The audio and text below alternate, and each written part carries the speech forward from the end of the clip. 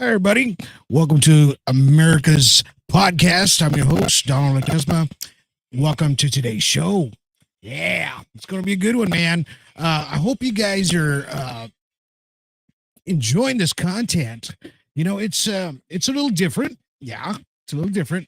But this is America's podcast where we talk about everything and everything, all American. Okay, so and that's what it's about.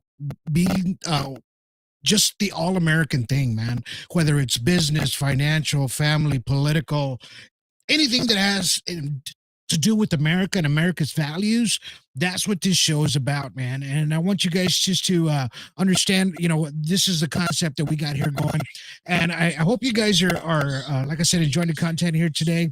And, you know, it's, I love, I'm not going to say I love the United States military. Okay. So I give them much respect and a lot of props, man, because of what they do and what they do for us, right? And the sacrifices they do for us, for the country, right? And, we couldn't do it without them, right? And, so it's, these are the guys, right? We have the Army, the Marines, the Navy, the Air Force. Now we have Space Force, the Coast Guard, and even the National Guard. We have to give them a lot of props, man, for what they do in America, right? What they do here today. So, and they protect us from a lot of dangers and things that are out there, right? That could, potentially be harmful or to the United States. So, and I give them a lot of props, and I'm going to tell you why here in just a second.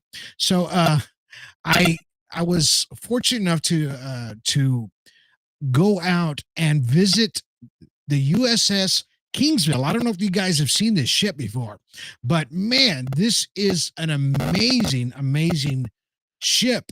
You got to see this. It's this ship has like, uh, you know, it's stocked with weapons and all kinds of good stuff and missiles but it's state of the art. This is the state of the art, and it came into down here in Corpus Christi where I live, right? And it did its thing, right? It came in and it was able to they were able to crescent the ship here under the harbor bridge here in Corpus Christi, right? So I had there was a film crew that was actually doing a live filming of this ship as they were doing the crescenting and everything, and I was fortunate enough to take part in it, right? And I said, man, yeah, I'd love to do it. And they called my company, and I went out there to go help out, right? Which is great, man. It was a great experience for me to do, and I took a few photos while I was out there. So it was, they treated me with so much respect out there, right? So I was the cameraman out here, as you can see that we have a brand new bridge that we're building it back there, and it's this is an amazing ship, and I was, like I said, fortunate enough to go and be there and witness this whole account as it took place, right? Love it, man, absolutely love it. I mean, you can't beat it with a stick. It was a great experience that I was able to do, and I'll never forget it. And that's why I just love the military. I love what they do. Like I said, my son's in ROTC. He's getting up there. My stepdaughter, she was in the Navy. And we're so proud of what they're doing. Right? It's because they want a future, right? And this is what it's about, of having some sort of a future as well, right? And I really love that, and about what it's all about, right? I would know today's topic is going to be about social media and the mental impact that it can do on folks, right? And that's what it's about today. And I just want to I want to show you this video though, and I love the Air Force as well, and you have to see this video of this check this out. Check this out.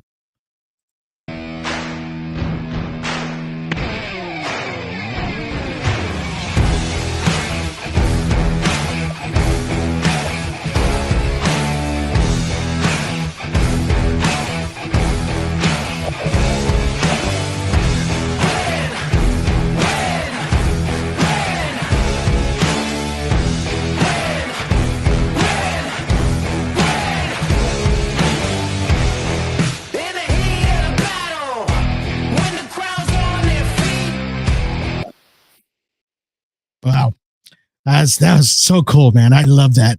It's I'm glad I get to I saw that video. I said, man, I got to put it on the show today. I got to put it on the show, because those guys, they do a lot, for our skies, protect above our heads, right? This is what they do, and it's just an incredible job that they do with these airplanes, F-18s, Hornets. They just fly everything out there, right? And I give them much respect of what they actually do, right? And let me just show you just one more video of this ship that I was filming out there. I just want you to see the scale of it, and just to check this out.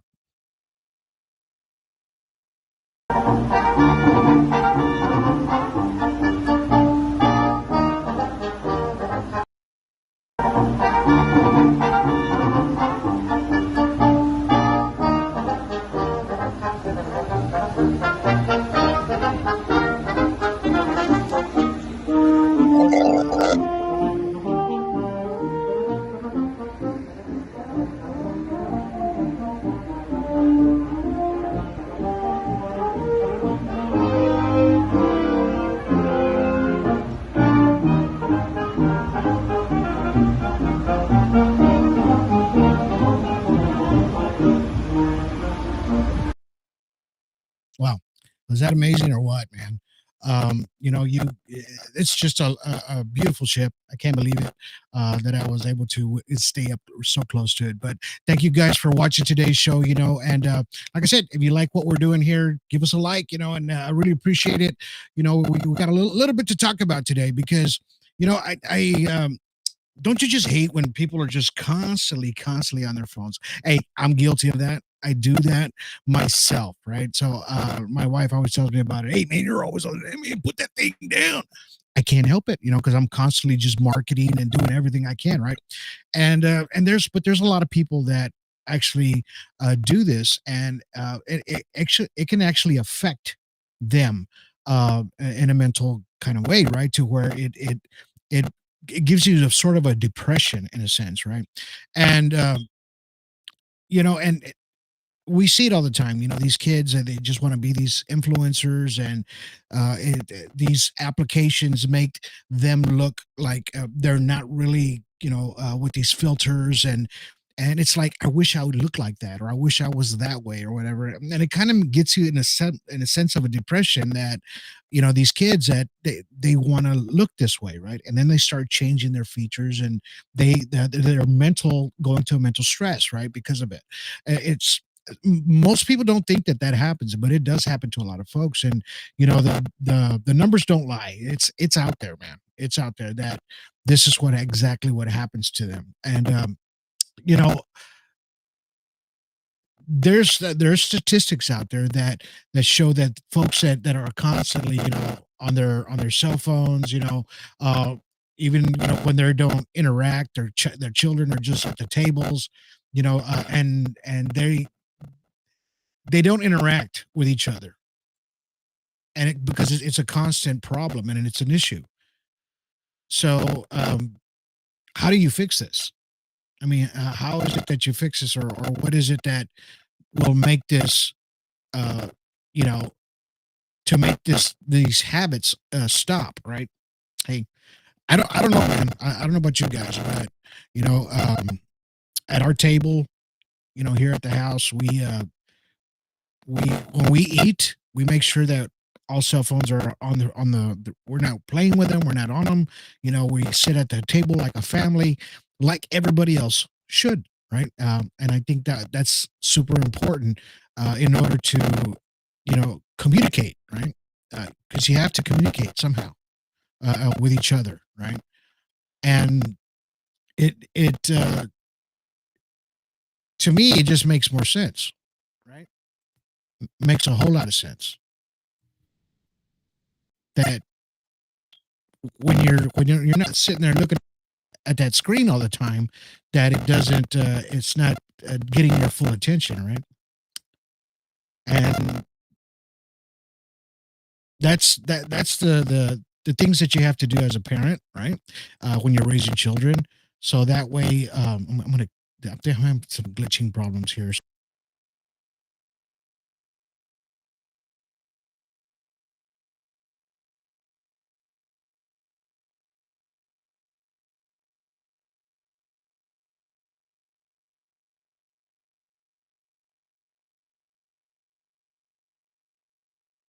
because the kids are not able to pay attention. There it goes. I'm sorry, I had to fix that real quick.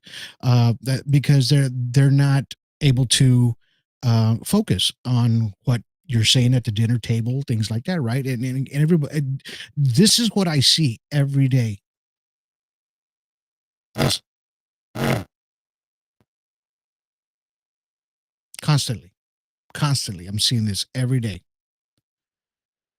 right? And we go to restaurants, everywhere we go to eat. I mean, this is a constant thing that people just can't help themselves. It's there's no communication between anybody, and it kind of just gives you this sense of to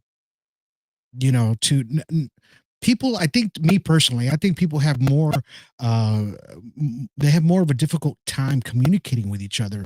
There's no public relations, right? You know what I mean? It's like back in the day when I was growing up. I don't know about you guys, but when I was growing up, 70s, 80s, 90s, whatever, we didn't have cell phones, we didn't have any of this stuff, right? We had no choice but to go outside, whatever, until the lights turned on the streets. We were inside, but we had to communicate with each other, right? And that's what it was about communication. We had many friends, just constant. It was we didn't have the cell phones and things like that, not till late 80s, early 90s, right? Till all that stuff started coming through. Before the text messages and social media. I think when social media came in, it it kind of threw a monkey wrench on being social. It made people almost antisocial. If you really think about it, they're being social on their electronic gadgets and the technology, which is fine. But when it comes to face, that's the antisocial. They're not able to communicate, right? And they have social skills that it took my son, I don't know, about 4 years to to actually be able to talk to somebody, because we had to get him out of that to learn how to communicate, right? And this is what people do, and this is what you have to do.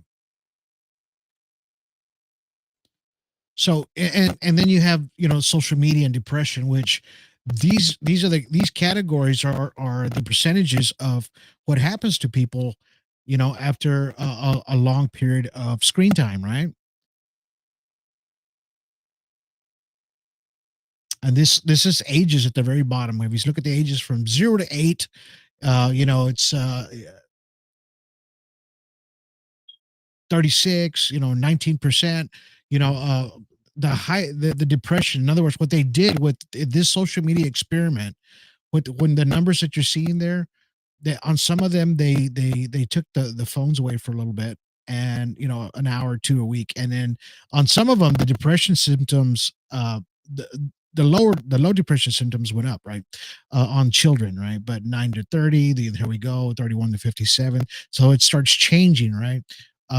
Because I think it's the screen time, man. The more that you're on there, it's like the competitiveness of what you're seeing other people, right? And they're happy, and all over social media, and you think, man, I want to live that life, right? And it gets you more depressed because of it, right?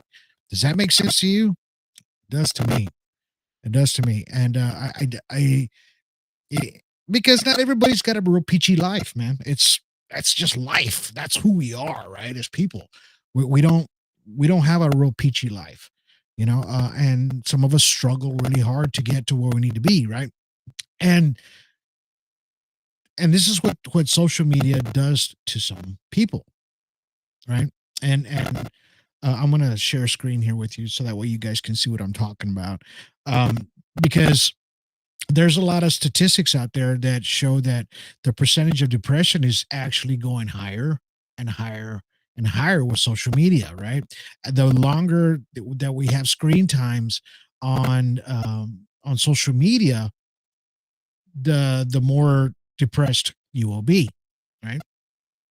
Hey, uh, it makes sense to me because I see it all the time, and I see people going through this. Here with America's podcast, I'm just kind of going through to what you know uh, what people are experiencing, right? And this is what America is, to where we need to be aware of exactly what's going on, right?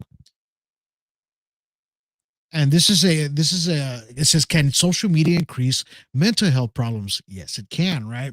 And it says with 13% of 12 through 17-year olds reporting depression, at 32% report anxiety. Mental illness is a concern for adolescent health. And this is what it's telling you, right? The depression numbers are going up, right?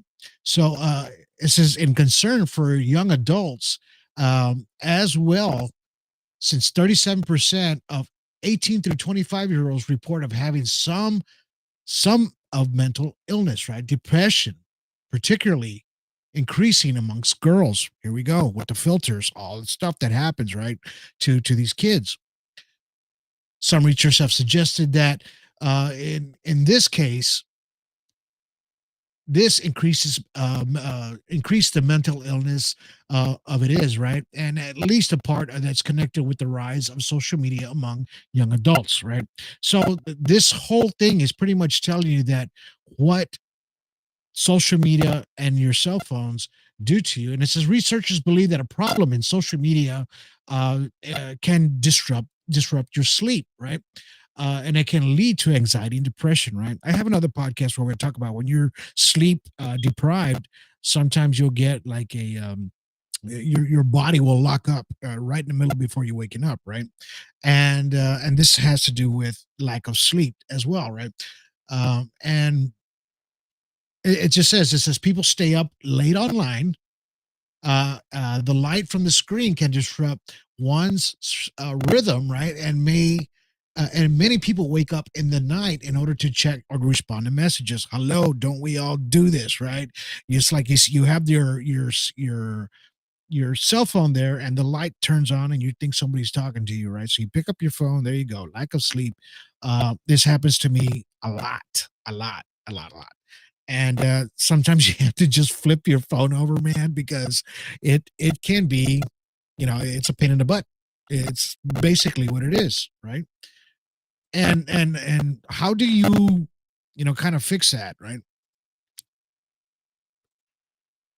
I don't know. You just I turn my ringer off, man, when I'm going to bed, because I talk to many people every day, and I don't want them, just constantly calling me. Or I have people that I talk to on the other side of the world. So when it's nighttime on my side of the world, it's morning over there. So they're talking all day long, right? And so I make sure that my ringer's off, because I don't want to get woken up at 3 o'clock in the morning. Hey, who does, right? Who does? And that's what this research is pretty much telling you, that the screen time that we have is actually disrupting our sleep, right? And it's making, it's just making it harder for us, right, to function on a daily basis, and it gives you some sort of a depression,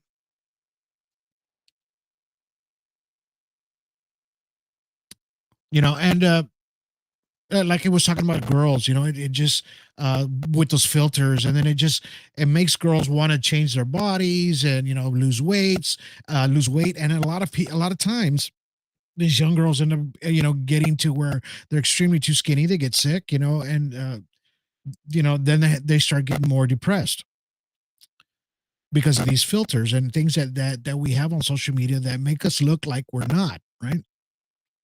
That's exactly what's happening. And what is the only way to fix that? Is to shut it off for a little while, man. If you have control, I know some of us have teenage, maybe 17, 18, 16, kind of hard, but hey, you're still the parent. You can still do what you can. And it even applies to you as well, right?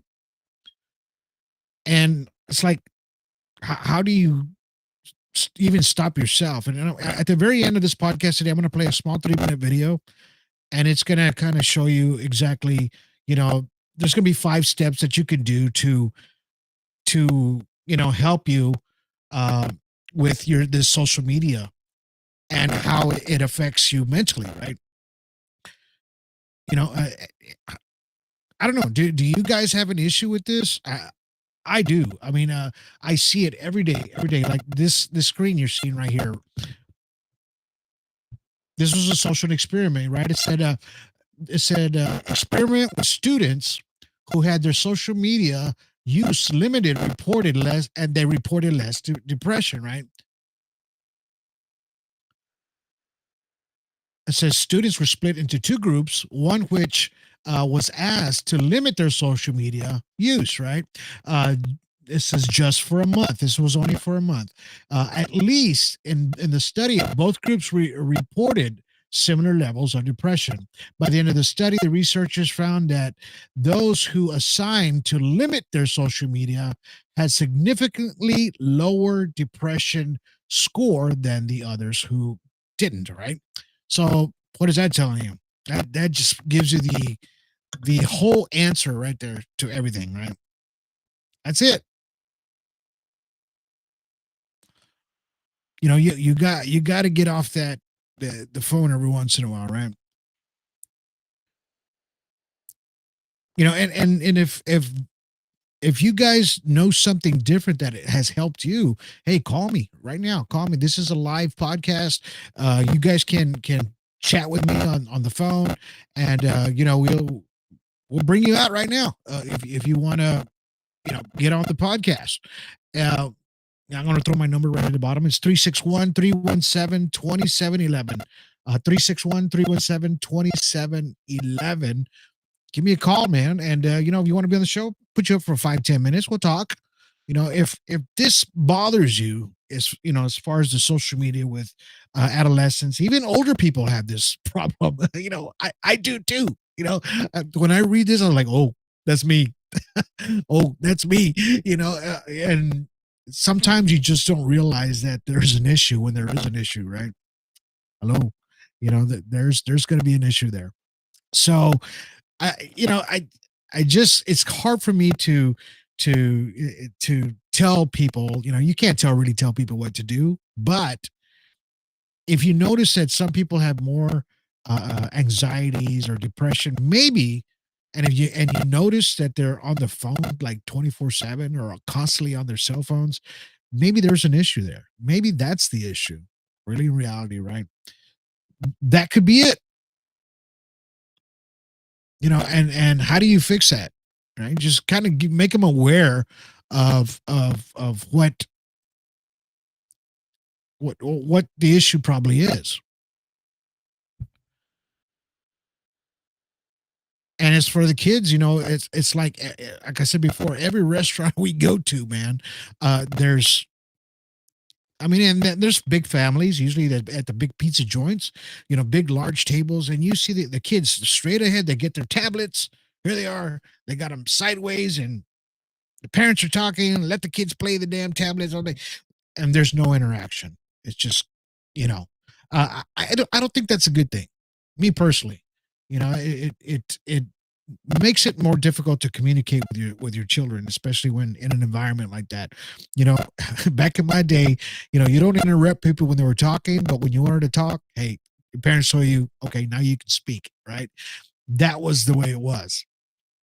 Now, everybody just kind of talks out of context. The kids, they just say whatever they want whenever they want to interrupt, without any consequences. Right? Hey, I don't know, man. I see that more and more every day. Can it be that we're just so stuck in this technology that we don't realize what exactly that we're doing, because maybe we're busy. Hey, this is going to keep them busy for a while. I get that. I get that too. You know, um, but at the same time, I think you're doing more harm than you're doing good when this is happening, right? The constant. Nobody's interacting. And that's the hardest part of everything. That I believe more people should just put these phones down, especially at the dinner table or lunch or whatever, and just interact with each other. It just makes more sense. My brother-in-law there in New Mexico, when we would go over there, that was his rule. We sat at the table to eat dinner with him. Hey, he even told me, "Hey, put your phone down. We're gonna eat." and I'm a grown ass man, right? But he told me anyway, right? And I put it down. It was respect, right? This is what we do, And I believe as us, America, we need to learn how to control this issue just a little bit more because I believe that social media is getting people more depressed. It's like I don't know, it's like constantly watching bad news every day, just bad news, and you think that the world's going to collapse and fall apart, right? And if you read a good book every day, something happy story, put your phone down for a while, your mind gets eased up from all that, negativity, right? And I just think that maybe that's what we need to do sometimes, just put the cell phone down for a little bit and concentrate on just you, really in reality. Concentrate on you and concentrate on the people around you. Um, I'm a like a an exit phobe. Can ask my wife. Everywhere we go out to eat, I sit down. Everywhere I sit down, I have to know where my exits are. So I never sit with my back towards the front door. I'm always facing the front door. I'm always thinking the worst. I don't know. That's just me. But I always know where my exits are. When we sit down, I always tell everybody, know your exits, know your exits. Because we live in a different world now. A world that doesn't really make sense anymore of the ugliness really in reality what happens in the world, right? So and it's unfortunate that we have to be that way, but I am that way, right? And that's my phobia in a sense. And I get scolded about it a lot of times, but I'm like, hey, no, man, I need to know where my exits are. I need to know everything because you never know, man. You never know.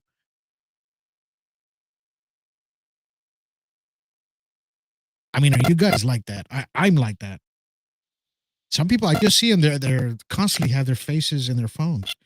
If a bad guy was to walk in, man, you're not even gonna know what hit you because you're too focused on your phone. You're not gonna know where your exits are. You're not gonna know anything, right? It just think outside the box. That's what all I do, right? Asking people to do too. But hey, you can't.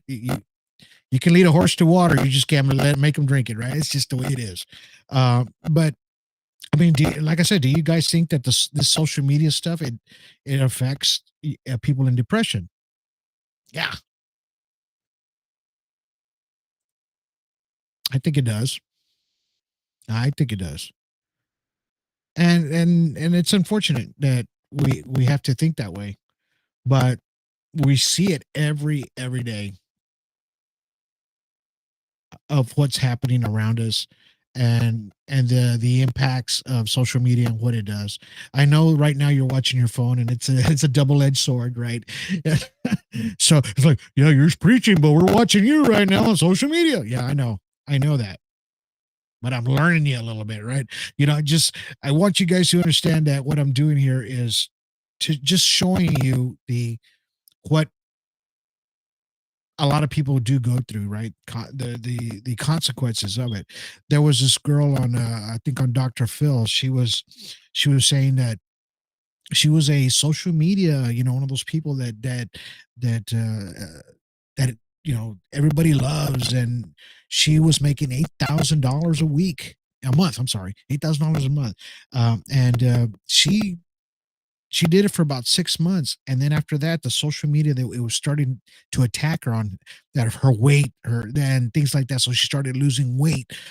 She was having like a mental breakdown. She stopped cleaning the house, you know and she only lasted about 6 months. An influencer, I'm sorry. And once she stopped, she said, I felt better. She goes, I completely got off my social media, everything, for 6 months after that. And she says, I gained my little bit of weight back. I look good. I feel good. I stopped. I was stopped being depressed because I was reading the comments. Right, these are the comments that were coming from people that were all negative. Right, It's feeding in her brain. They're like leeches, right? That's what people do. We call them trolls. That's what people do. They're trolls, man. And a lot of people do that on purpose. They just love it. They just like to see people fail. But that's why it's good to control. If you have a younger child that you can control with social media, please do so. Because, I'd hate to, for something in the future that affects them after they're grown up and young adults, and because the numbers don't lie. It gets worse as we get older. That's what these graphs are showing.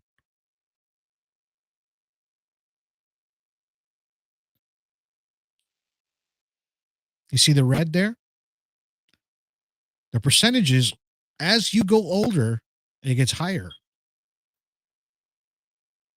So, because we don't look the same anymore as we did in our 20s, or, whatever. And we start seeing all these apps and everything that's put in our face, and we start getting depressed. So, hey, it makes sense. It makes sense. And, you know, don't ever think that, you don't ever put yourself in that position to where you think that I look like that. Hey, we all do. But you know what? The reality is, just kind of look at yourself like, hey, we age like fine wine, right? Is how I say.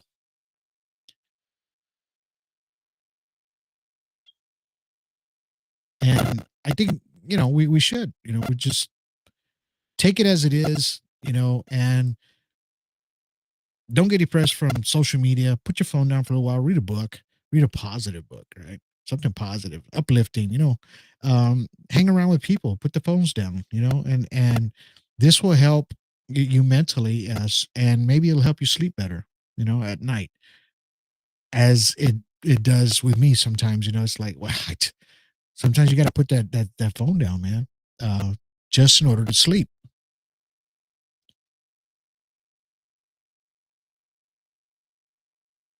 And as we go along and as technology grows, these cell phones, it's not going to stop. It's going just going to change.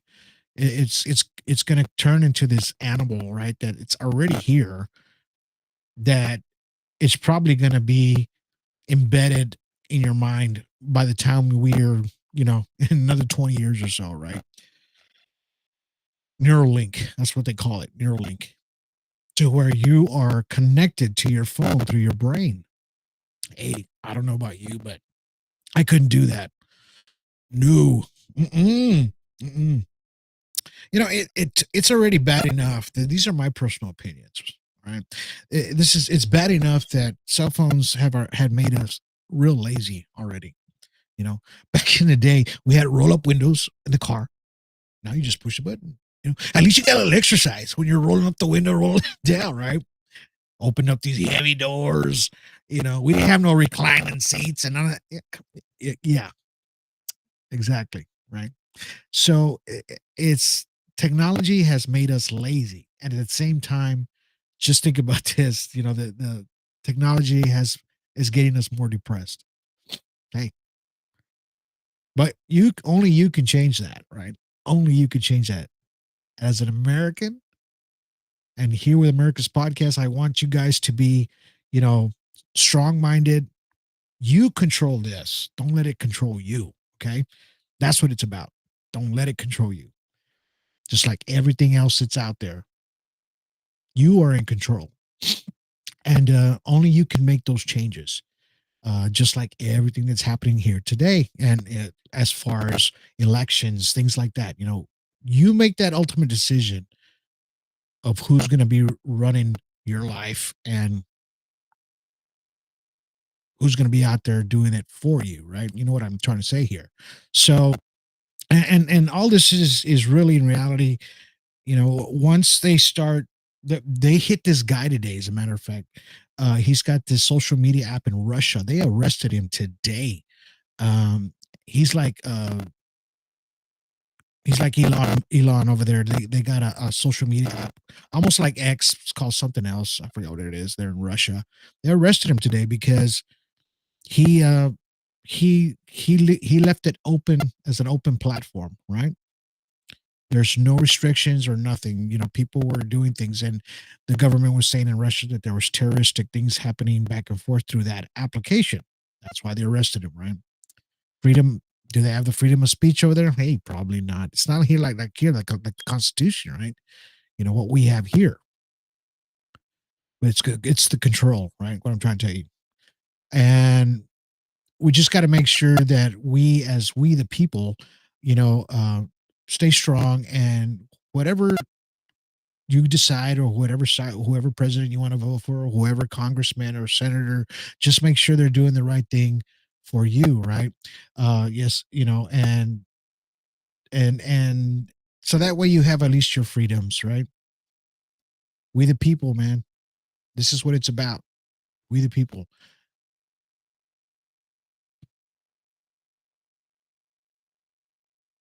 You don't get any better than that, man. Being free, First Amendment, Second Amendment, all that good stuff.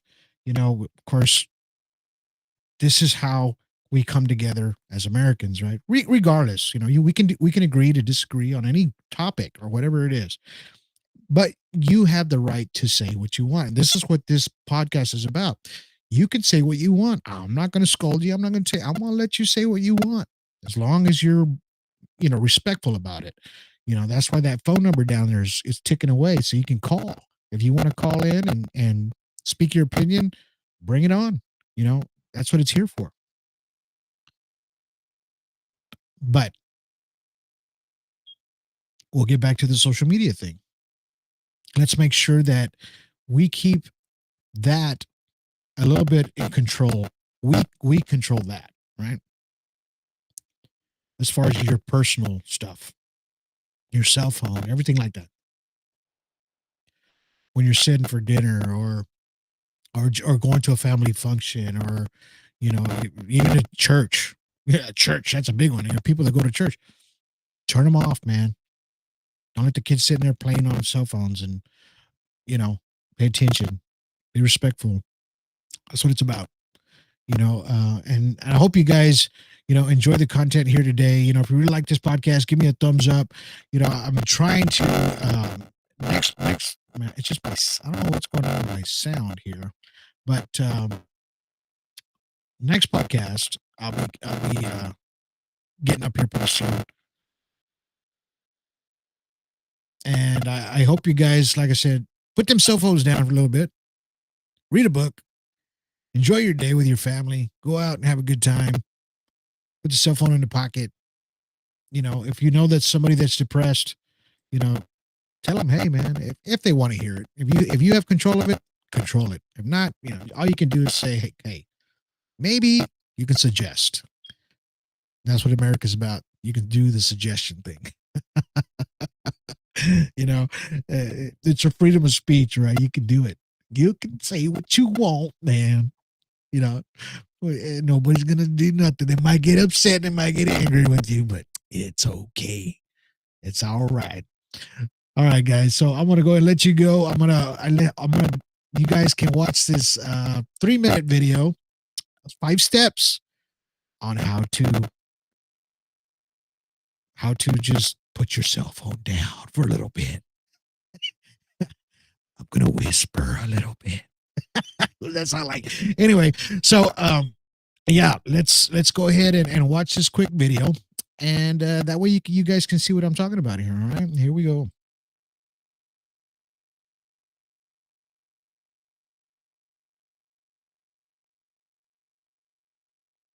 Social media. It's become part of everyday life for pretty much everyone. We use it to connect with our friends, share what we're up to with family, follow trends, and draw inspiration from other accounts that interest us. While it's easy to get wrapped up in the world of social media, it's important to recognise when we need to take a step back. So, here are 5 steps we can take to develop healthier social media habits for our mental health and well-being. 1. Turn off notifications. Push notifications play a big part in keeping us engaged with social media apps. By turning these off, we're not as easily tempted to check our phone as often. This can help you feel more in control of when you pick up the phone. 2. Set boundaries and time limits. Sometimes when we're scrolling on social media, it can feel like we lose track of time. Hours can fly by before we know it. By setting some simple time limits or choosing specific times of the day for when we are on social media, it'll be easier to make sure that we still have time to do the other things that are important to us. A lot of social media platforms have settings that can help us track our screen time, set daily time limits, or reminders to take a break. Have a look around the app settings and see what works best for you. 3. Clean your social media feeds. It's easy to feel overwhelmed by the amount of information on social media. The algorithm is constantly serving new things that might capture our attention. Sometimes, not all these things are what we'd like to see. Unfollowing accounts that are causing stress can help build a more enjoyable experience. Instead, follow the accounts that bring joy and positivity. This can help keep our feeds full of the things that interest us and make us feel good. 4. Limit time on social media before bed. When we use or check our phones, our brains are stimulated by the movement and blue light being emitted from the screen. Instead of winding down and getting ready for sleep, this can have the opposite effect, making it more difficult to drift off. Putting our phones down in the hour before bed can reduce this effect. If it's too tempting to have the phone nearby, try leaving it on the other side of the room or in another room entirely. 5. Focus on the things you're grateful for. It's normal for people to compare what they have to others. Social media has made it really easy to do this, and sometimes it doesn't make us feel very good. To help with this, it can be useful to practice gratitude. It could be appreciating a delicious meal, an important friendship, or a cuddle with a pet. Paying attention to what we are grateful for can help to improve our mood and be more aware of the things that make us feel good. While social media is a great tool for lots of reasons, some people can find it upsetting.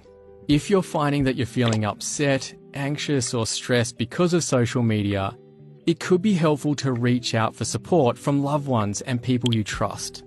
Consider talking to a family member, friend, GP, counsellor, elder, or someone at eHeadspace or your local Headspace centre. There's also no shame in taking a break from things that aren't serving us. You can always return to it when you're feeling recharged, well rested, and ready to reconnect.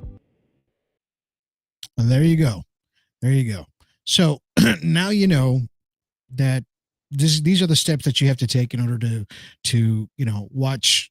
To have a better, clearer conscience, right, with your mind. But I hope you guys enjoyed today's podcast. Sorry about the glitching in the audio, man. I don't know what happened. It was if you guys heard that out there, I apologize.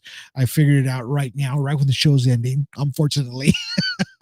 But hey, it is what it is. I hope you guys, like I said, enjoyed the show today. You hope you learned a little bit, just a little bit. Every time I come back on the show, I am going to, talk about a story of military, right? And one of these branches is going to get a story, either at the beginning, at the end. Today, we're going to be talking, we're going to let the Air Force end it today, right? And I hope you guys, like I said, are having an amazing day, and I hope that you can control the social media thing, right? And the kids and everything, and just kind of open your mind and open your eyes to what's happening around us with social media, and everything could be a lot better and a lot peachier. All right. You guys have yourselves a good day. We'll finish off with this Air Force video. Check this out. It's an amazing video. I love it. I love it. I love it. Go check this out. Cool beans. We have the best Air Force in the history of the world. The world is becoming more complex. The security environment is not becoming easier, and so we can't rest on our laurels. We have to look forward and understand, to skate to where the puck is going to be, they say in hockey parlance. We have to be able to understand what the environment is, where we are, and how we might need to re-optimize for great power competition. We got great kit, we got great aircraft, our missiles are awesome, we've got good command and control, but we have it because we have the best airmen in the world, and that is the key. That will always be our competitive advantage. But the only way that we retain that is for the great Americans that live in your communities still want to raise their right hand and say, that's what I want to do, because I want to join a winning team. I want to have a purpose-filled life, who want to do something of value, who want to be a part of something, who understand that there is value in life beyond just me. That's what we have. We need to connect to them and offer that. We have something for you. If you want to join a winning team, welcome. You got the qualifications, we want you in there. And then when we get them on the team, we say, congratulations, you've joined the winning team. Now here's the compact. You're going to have to sacrifice on this team. You're going to have to. But here's what we owe you in return. Fulfilling, purpose-filled work, respect, dignity, and something where you can go home and be proud of yourself, look at your family, whatever that might be, and be proud of yourself. That's what we offer in this United States Air Force. And that is beyond riches or other benefits. That value proposition, I think, resonates across all generations, but we ought to pay more attention to that. And then when they come in, make sure we make good on that promise. If we do that, we'll be flush with people. And I think that's where we need to focus on, because the greatest strength is not in the medal, it's in the people.